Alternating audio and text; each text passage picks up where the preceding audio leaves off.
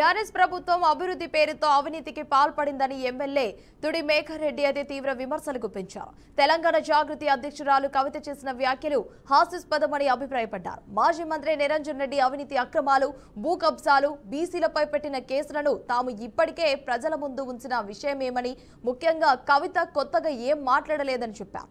తాము అధికారంలోకి వచ్చిన వెంటనే నిరంజన్ రెడ్డి కబ్జా చేసిన 2 ఎకరాల భూమిని కూడా స్వాధీనం చేసుకోవడంతో పాటు మహబూబాబాద్ మహామాధవపూర్లో శివారులో అయితే ఆయన వినియోగిస్తున్న ఉచిత విద్యుత్, నీటి సరఫరాలను కూడా నిలిపివేశామని కూడా తెలిపారు. పంచాయతీరాజ్ రోడ్డు భవనాలు విభాగాలతో 190 కోట్ల రూపాయల విలువైన రహదారి పనులకు టెండర్ ప్రక్రియ పూర్తయిందని, త్వరలో పనులు కూడా ప్రారంభమవుతాయని చెప్పారు.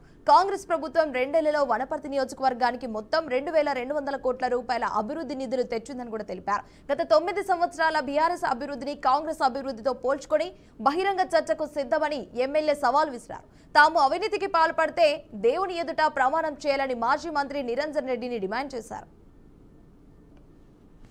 మేము ఒకటి ఓపెన్ జిమ్ పెట్టుండే, దానికి చాలా డిమాండ్ ఉంది. వనపర్తి ప్రజల ఆకాంక్ష మేరకు ఒకటి లేడీస్కు, ఇంకోటి జెంట్స్కి కూడా సపరేట్ చేయండి అంటే అది కొత్తగా పెట్టేసి అది కూడా ఇప్పుడే ఓపెన్ చేసుకున్నాం.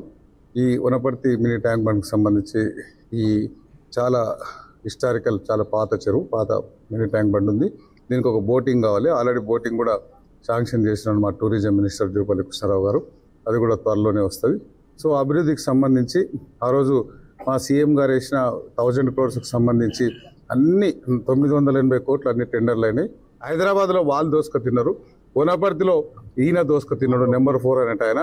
సో ఇవన్నీ వనపర్తిని బీభత్సం చేసి, అభివృద్ధి పేరు మీద వనపర్తిని ధ్వంసం చేసి, వనపర్తిలో ఉన్న అందరి మీద, ఇంక్లూడింగ్ పత్రికా మిత్రులు, ఇంక్లూడింగ్ కాంగ్రెస్ నాయకులు, ఇంక్లూడింగ్ ఆపోజిషన్ నాయకులు, ఇంక్లూడింగ్ వాళ్ళ బీఆర్ఎస్ పార్టీ నాయకుల మీద కేసులు పెట్టాడు. ఎగ్జాంపుల్, నాకు అప్పటికి 51 years ఉండే, నేను ఎమ్మెల్యే గెలిచేసరికి నా మీద ఒక్క పోలీస్ కేసు లేకుండా నా మీద కూడా కేసులు పెట్టిండు.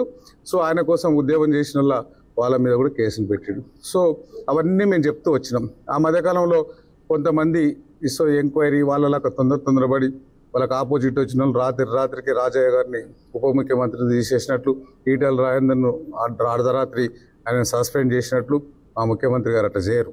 సో కొన్ని చట్టాల మీద గౌరవం ఉంది.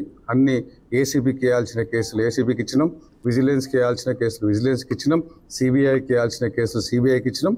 వాళ్ళు ఎంక్వైరీ చేసిన తర్వాత వాళ్ళని ఒక్కొక్కరిని అరెస్ట్ చేయాలి. వాళ్ళు తప్పులు చేస్తే